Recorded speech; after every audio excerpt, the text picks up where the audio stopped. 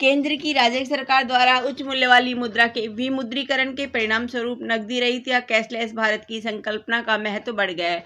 नवंबर 8, 2016 को प्रधानमंत्री नरेंद्र मोदी ने अचानक 500 एवं 1000 रुपए के नोटों के विमुद्रीकरण की घोषणा की तो चारों तरफ अफरा तफरी मच गई और पूरे देश में हर जगह बैंकों के काउंटरों पर अपने पुराने नोट बदलकर नए नोट पाने के लिए लोगों की कतारें लग गई। बहरहाल इस तरह से देश में एक नई क्रांति, जिसे नकदी रहित भारत या कैशलेस भारत की संज्ञा दी गई, का आगाज हो गया और इस क्रांति ने लोगों को नकदी में लेन देन करने की अपनी मानसिकता में बदलाव लाने के लिए प्रेरित किया।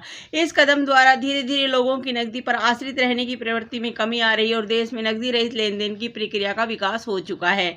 नकदी रहित भारत का महत्व। बिना नकदी के लेन देन की सुविधा नकदी लाने और ले जाने से जुड़ी हुई सभी परेशानियों से राहत पहुंचाता है।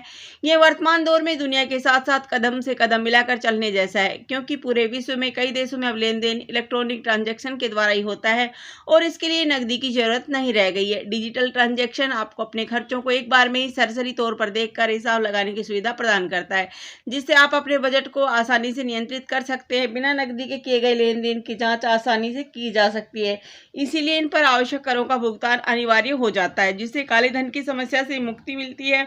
कैशलेस मोड के माध्यम से कर संग्रह आसान हो जाता है और यह आर्थिक विकास की गति को तेज करता है, क्योंकि सरकार द्वारा शिक्षा, स्वास्थ्य, रोजगार सृजन, बुनियादी ढांचे के विकास एवं लोगों के समग्र कल्याण पर खर्च करना आसान हो जाता है। करों के संग्रह में वृद्धि होने की वजह से कर वसूली के ढांचे में करों की दरें कम हो जाती है। गरीबों एवं जरूरतमंदों को इस माध्यम से मौद्रिक लाभ सीधे उनके बैंक खातों में हस्तांतरित करने की सुविधा मिलती है, जिससे बेईमान दलालों द्वारा गरीब शोषित होने से बच जाते हैं। बिना नगद लेन देन के द्वारा हवाला चैनलों के माध्यम से काले धन के वितरण पर रोक लगती है। इसके द्वारा बेहिसाब धन का आपराधिक एवं आतंकवादी गतिविधियों को बढ़ावा देने में किए जा रहे इस्तेमाल पर रोक लगती है। इस सुविधा की वजह से सरकार द्वारा करेंसी नोटों के मुद्रण एवं प्रचलन से लागत में पर्याप्त बचत होती है। बैंकों में भारी मात्रा में नकदी जमा रहने की वजह से ब्याज दरों को कम करने में मदद मिलती है और साथ ही बैंक इस नकदी का इस्तेमाल उत्पादक कार्यों में करने में समर्थ हो जाते हैं।